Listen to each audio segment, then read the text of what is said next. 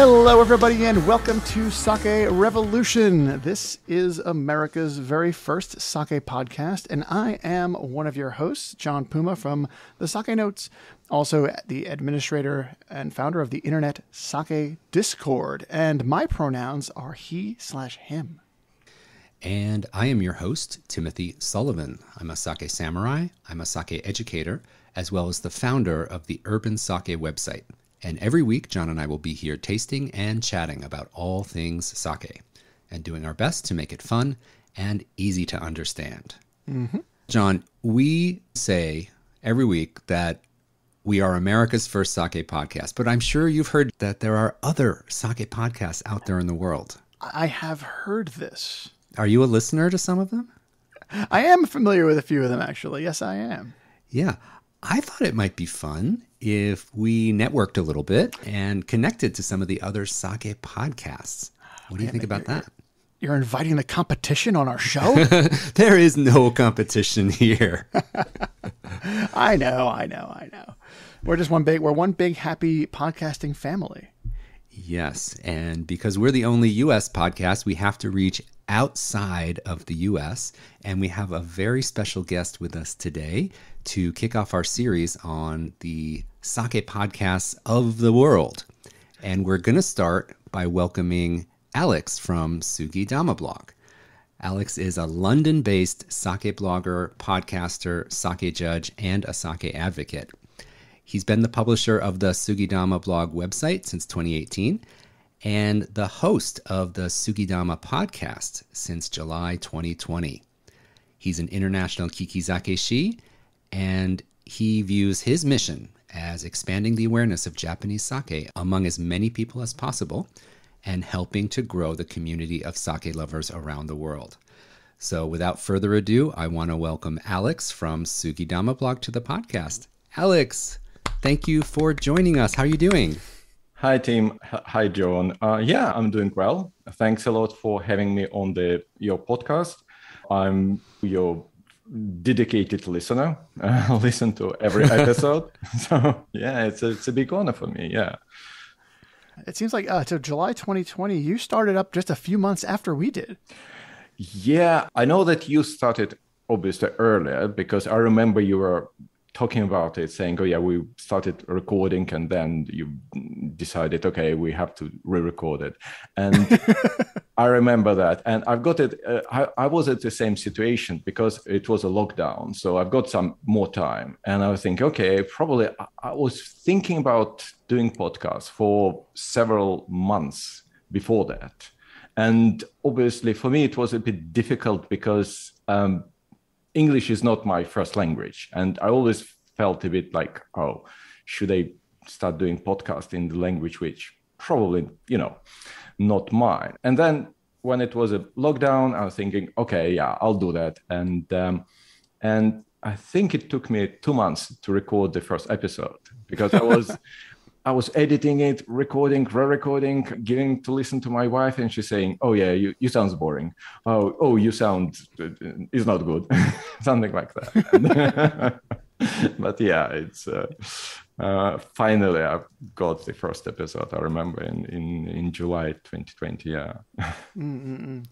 So, what got you interested in sake? What was your aha moment? That we love talking about those aha moments around here. Yeah, I definitely had an aha moment because I wasn't that interested in sake for quite a long time. And I tried sake probably twice, I remember, before 2017. And I wasn't really impressed. I was like, okay, sake, it's nice, nothing special. And then I've got a friend who very interested in Japan and Japanese art and in sake. And he invited me to Japanese embassy for tasting because it used to be, I don't know if they're going to continue it, but after IWC sake competition, they had a tasting of the award-winning sake every June or July, I remember. And he invited me there, and there were like 16 breweries there with their best sake, and I was blown away. I was saying, "Oh, really? What I was doing all these years? Why I didn't try?" Because thing is, there are a few things that really attracted me. I think the taste was the first obviously thing, because I'm not very, I don't like acidity. I'm sort of like, I always had like, when I was a kid, I couldn't eat like apples, like biting it, because I've got like, it's like a pain in my like tooth and this kind of thing. And so I always like avoided acidity. And it was something that I always like didn't like about wine, this the high acidity there. Although I was drinking wine, obviously. And my favorite wine was German Riesling, and not the dry wine, but semi-dry. Mm-hmm. And then I've got sake, and it's sort of like a perfect balance of acidity, sweetness, and then I started reading about it. I was fascinated by the brewing process and about the history, about everything about it. And it's also so complex and very interesting, different breweries, different types of sake. It took me, I don't know, a few months to memorize all these kind of Junmai Ginjo, things like that. I remember I would put them in my Google Keep and in it. Every time I was thinking about it, I was opening my phone saying, okay, Junmai Ginjo, something like that. Yeah. So it was my aha moment. Yeah. All right. Nice. So your podcast and your blog are both called Sugidama. So for our listeners who may not know, could you tell us what Sugidama means, and why did you name your blog and your podcast after this? Sugidama means the ball made of cedar twigs, like they made ball. And the old times, they usually making this ball at the beginning of the brewing season. And it was green, and they hang it outside the brewery. It was, in Japan, it's a sign of the sake brewery, even now. But as they were brewing sake, the ball was turning brown, obviously, because it's like getting, dry. And people could see, okay, it's brown, sake is ready, we can have a drink. So it was something like that. I think it's like a bit of myth or legend, but I quite like this story. And I was thinking about the name of the blog, and I think, should I try? And then, I don't know, I was just reading like different terms and names for sake, and I quite like the term. I quite like the word. And I was thinking, okay, it represents sake. It represents the sake brewery. That time I thought everybody who drink sake know about that. Apparently not. It's a lot of Japanese people have no idea what it means. So Sugidama, what does it mean? Okay. Well, they can see from the kanji what it means, a bowl of cedar twigs, and but yeah, it's a sake. Oh, really? Yeah, but yeah, it's so it's a symbol. It's a symbol for the sake industry, and it's a symbol for sake breweries. Yeah. I love it. And obviously the website name was available. Yeah. That's always important. A big plus. Exactly. Wow. So you, as we touched on earlier, you're based over in London, and personally, I've never been. What is the sake scene like over there? Well, London is probably the pinpoint of the British sake scene, because it's everything is in a way concentrated in London, and most of the good Japanese restaurants are in London, and there are a few shops which sell sake in London. So at the moment it is quite vibrant. It's the interest for sake is growing pretty fast, because even when I started drinking sake, they were like, you could go to Japan Center, which is a supermarket, Japanese supermarket, they call it Japan Center. And it was one place and probably a couple of other shops, and that's it. Also, we've got 3 sake breweries in the UK. The first one was Kampai, which is based in London.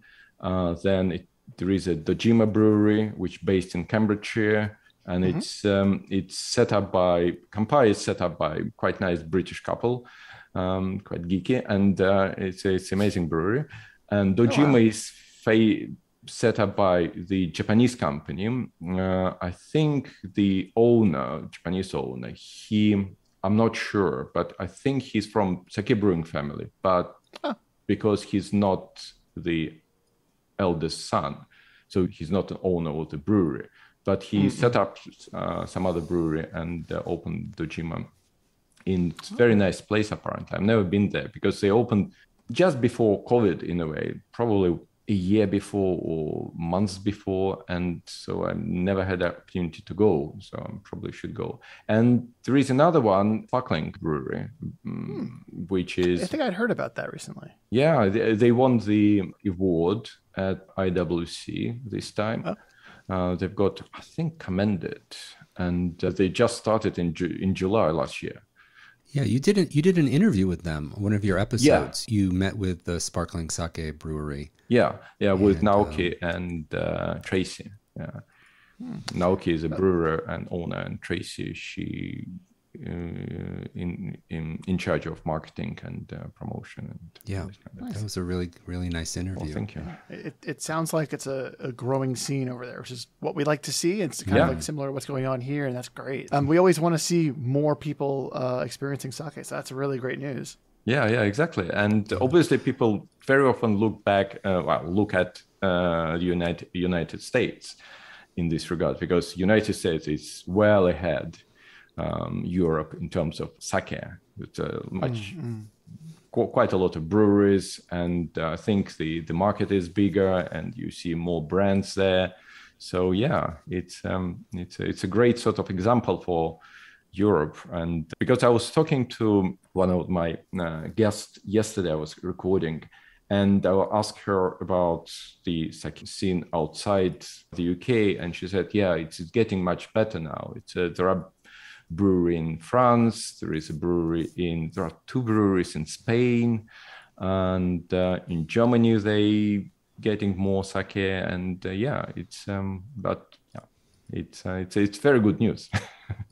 Great. Yeah, so when you're doing your sake podcast, how do you decide on your show ideas? I know that's something that John and I spend a lot of time talking about for our show. How do you decide what to do for your show ideas?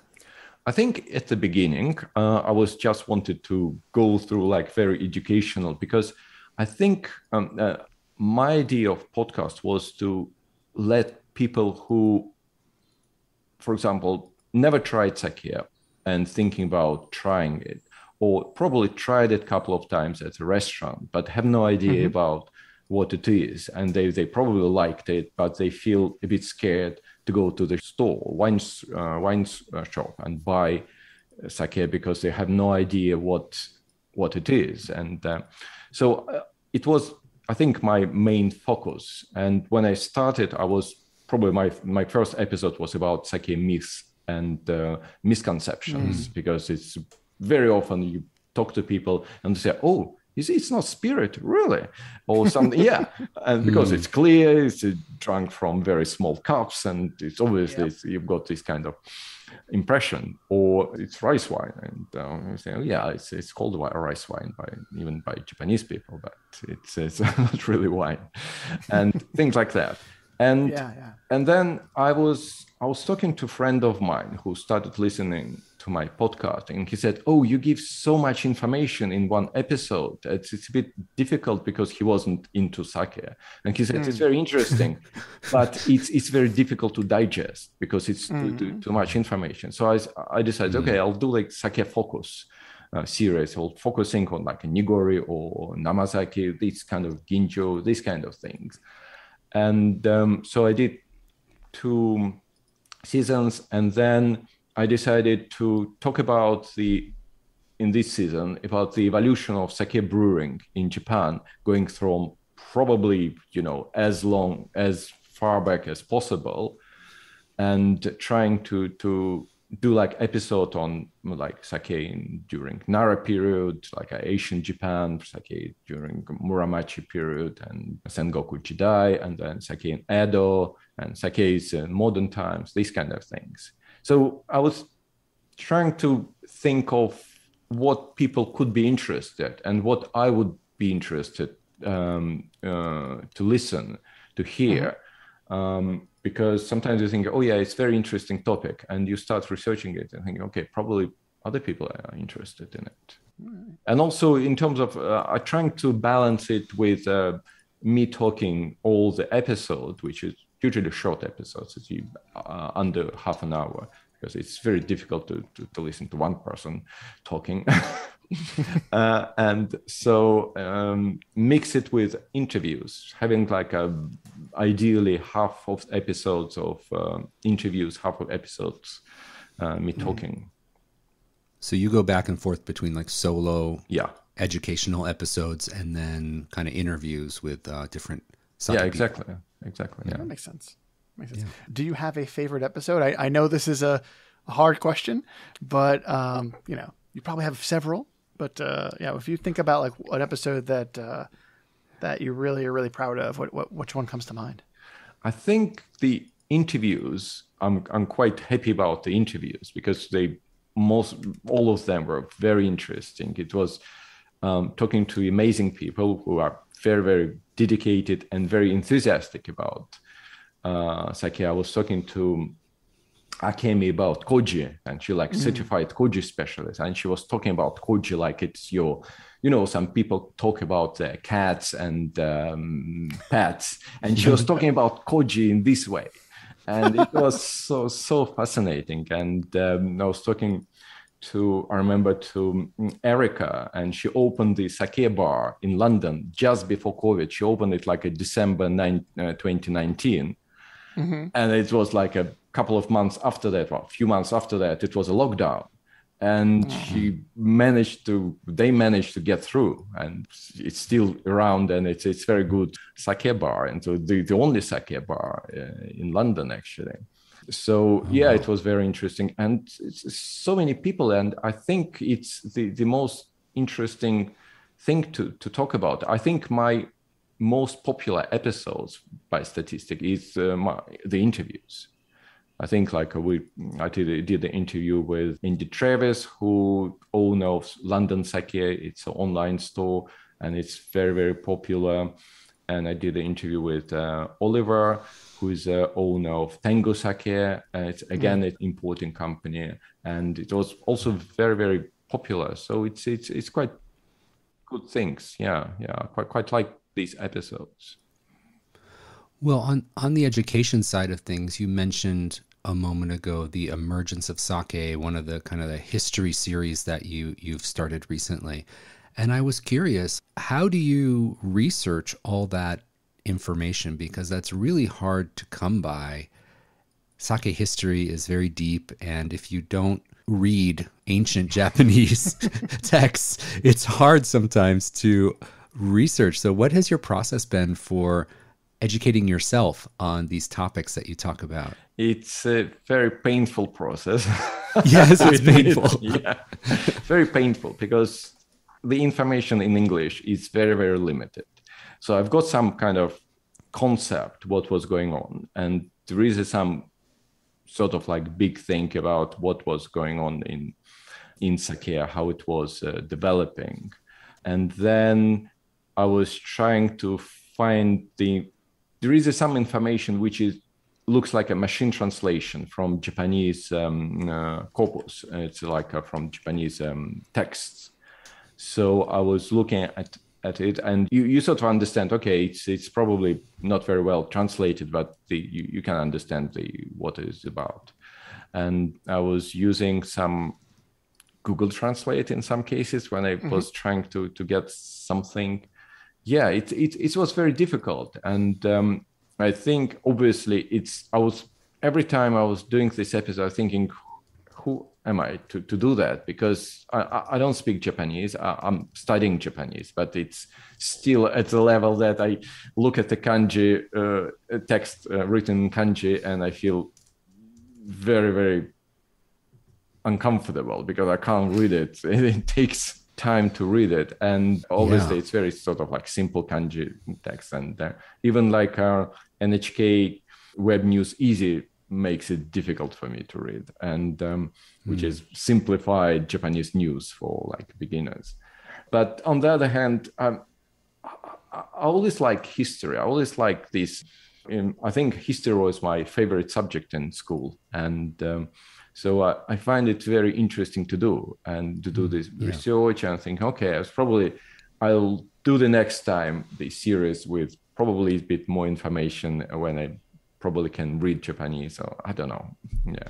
But yeah, it's very difficult process. And because of the very limited information, but also you pick up things from other sources, from like interviews, sometimes from some breweries' websites. They mention some kind of events, and so you like this kind of like a puzzle. Yeah. I've come across things where it's like there's even conflicting information. So sometimes one brewer says one thing about the Edo period and another brewer says something else. So you have to kind of find the common threads and see what the real story is. And it's really hard work. So I appreciate you putting that information out there. You know, studying medieval Japanese sake history really makes you want to have a drink when you're done studying. Yeah, exactly. I think it is time, or past time, we had some sake here on the Sake Revolution pod. And this week we are going to be drinking Kuzuryu from Kokuryu, and this is their Junmai from Kokuryu Shuzo in Fukui Prefecture. The rice here is Go-hyaku Mangoku. The Go-hyaku Mangoku is milled down to 65%. The alcohol percentage is 14 to 15. Acidity is 1.3. And the sake meter value, that range of dry to sweet, is plus 5.5. And our fun fact for this week on Kokuryu Shuzo, founded Tim and Alex in 1804. As Americans, it kind of blows my mind every time something happened that far back and is still in business today. Yes. So all three of us have this bottle in front of us. Yeah. So, Alex, we talked about what sake we may want to taste together, and we ended up with this Kokuryu Kuzuryu Junmai. Not the easiest name to pronounce, I have to admit. Sorry about the English name is Nine-Headed Dragon, and that comes from their water source, the Kuzuryu-gawa River in Fukui. So is there a reason you picked this sake that you wanted to taste with us? There are a few reasons, because when you ask me, okay, Alex, what is your favorite sake? I was thinking, okay, my favorite sake is sake I never tried. Because I always this is a blind react for you. Yeah, because all right, I like this. This is a fun idea. Because every time I was listening to some other people and people say, oh yeah, this is my favorite sake. Every time I go to izakaya or to restaurant, I see if it's on the menu, I always order it. And in my case, it's completely different. If I see something on the menu I already tried, I order something different, which I never tried. And another thing is, I've got a friend and we usually go to each other's houses and drink sake once in a while. And obviously during lockdown, it was quite difficult. And I remember he bought this sake and he said, okay, I bought it for you because you probably will like it. And I'm waiting for you to come. And then he's got COVID. And then it was something else happened. And obviously eventually he drank this sake without me. So I think it's a good opportunity. Finally get to have this is your redemption, the Kokuryu redemption. All right. Well, let's get this open and get this into the glass, and we will all be reacting to live Kokuryu. As it were.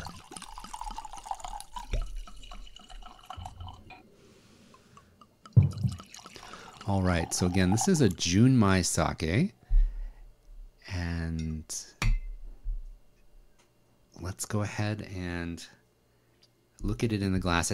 Mine has a little, very slight cast of yellow to it. It's not perfectly clear. Same here. So probably not aggressively charcoal filtered. Let's give it a smell. Ooh, I like that. Yeah. It's not a John Puma wheelhouse aroma, but I really do like it. Yeah. I think it's very. I think obviously it's according to like SMB, it's a drier sake, but the smell is very sweet.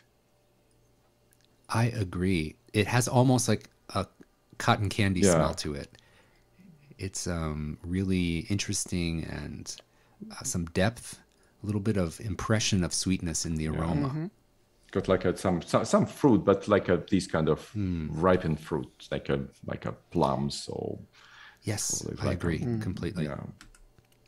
And that cotton candy was like right on the nose, I think. It's definitely in that cotton candy, that circus peanuts area for me. Probably why I like the aroma so much. Yeah. Yeah, really nice aroma. And it's the type of aroma where it's not hitting you over the head with one thing. Like there's some layers going on there. There's a depth to the aroma, and it's fun. I really enjoy exploring sakes like this in a wine glass because you can really study it and examine the aroma in a little bit more detail. But I'm also excited to taste it, so let's taste it. Yes, please. It's very silky. Very silky texture. It's a nice amount of richness on the finish too. Yeah, again, for me, just like the aroma, there's a lot to dig into. It's not a simplistic one-off flavor. There's a richness, there's rice going on. I get a little bit of rice flavor, a little creamy, silky texture. Yeah, quite like And the finish, seems pretty dry. yeah, it's a dry and it's a bitter finish, which I like. I like this bitterness at the end, which gives a kick. So, Alex, we have to know, is this sake in your wheelhouse? Is this a sake that you would normally drink? Yeah. I know it can't be your favorite because you've tried it now. Yeah. But... Yeah, it's definitely this sake which I like. And definitely, yeah, I think what I like about it, it's very clear. It's deep but clear. It's because sometimes you've got sake, it's not very deep but very clear, sort of crisp taste. But this one, it's a very good combination of depth and this clarity and this freshness. I think it's amazing food sake. It's because it's Junmai. It's probably good with seafood because, well, it's made in Fukui, where it's very famous for crabs. And yeah, and because it's a lot of umami is going on, so you can have it with a lot of other stuff, like with meat or veggies. Yeah. Yeah. Have you had other sakes from Kokuryu, from this brewery? I had I think Junmai Daiginjo, which was amazing. Yeah. It was amazing. It's amazing. Sake. Amazing. And I didn't have. They have Junmai Daiginjo sake, which made to be drunk hot. So I didn't try it, and I just want to try it, and because it's definitely something that should be very nice. What do you think about warming this up? I was definitely will warm it up afterwards and to try it, because on the brewery website it says either have it chilled or warmed, no room temperature. Yeah, very tasty stuff. And yeah, I think very this good. is, as you mentioned, going to be very food friendly. It's going to be very warming friendly.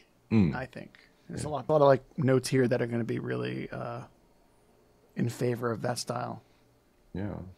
Yeah. One thing that I love about this brewery is the depth to all their sakes. I usually love a sake that's kind of clean, crisp, light, easy drinking.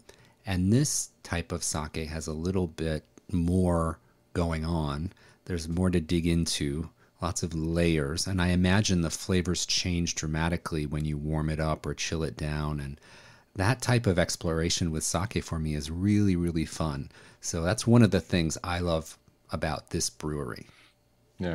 Yeah, I think I love this kind of the opportunity to explore things with sake, with the temperature, because different temperature have got different taste and different flavor. Drinkware, you drink it from a wine glass, it's one thing. You can drink it from probably ochoko or gunomi, and it's going to be slightly different. And even like you drink sake with different people, and it tastes differently. Yeah, it tastes good. Great. Yeah, this is really nice. Yeah, really good.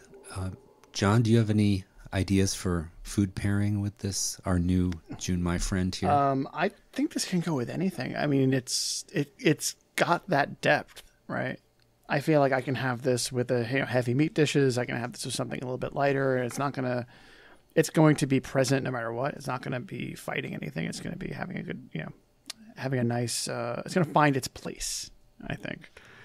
I think it's very food friendly. Yeah. I just don't think you can go wrong with pairing this. Right. This is the easiest pairing question I've ever had. I absolutely agree. It's easy to pair. Yeah. And luckily, it's a sake that you can get around the world. You're able to get it in London. We have it here in the States. So I hope our listeners around the world are going to look for Kokuryu, Kuzuryu, Junmai. Just rolls off the tongue. Yeah. Totally. I think as the more you drink this sake, the easier it gets to pronounce these words. So when you finish the bottle, it's going to be like easy peasy. Yes. Yeah. So, Alex, if our listeners want to listen to Sugidama Podcast or learn more about you, where can they find you on the internet? What's the best way to learn about you? The best way to either just to search Sugidama Podcast on any platform. It's on Spotify, Apple Podcast, everywhere. It's there. Just search Sugidama. My website is sugidama.co.uk, and you can tag me on Instagram or Twitter at Sugidama blog in one word. Yeah. That sounds great. Yeah. Well, I hope our listeners will run, not walk, run to their platform of choice and listen to you on Sugidama Podcast. It is so nice to talk to you. And we are really happy to connect with other sake podcasters around the world, and so happy to have you on. And it was just so great having you. Thank you so much for joining us. Yes, thanks a lot. For me, it's obviously a great honor because I'm being on the very popular podcast and being on the podcast with people I'm listening to and admire. And I think we've had a very good talk, and I really enjoyed our time. Alex, so great to talk with you. Thank you so much. And John, always a pleasure to taste with you as well. I'd like to take a moment to thank our patrons as well. If you'd like to become a patron and support Sake Revolution, you can reach us at patreon.com/Sake Revolution. All the support we receive from Patreon helps us to bring you a new and fun episode of Sake Revolution each and every week. And if you are interested in sending us an email, feedback at sakerevolution.com is the best way to get an email out to us. You can also reach us on social media. We're out there on Instagram, Facebook, and Twitter. So get those questions over and get those show ideas over to us. And so please raise your glasses. And until next time, please remember to keep drinking sake and kanpai.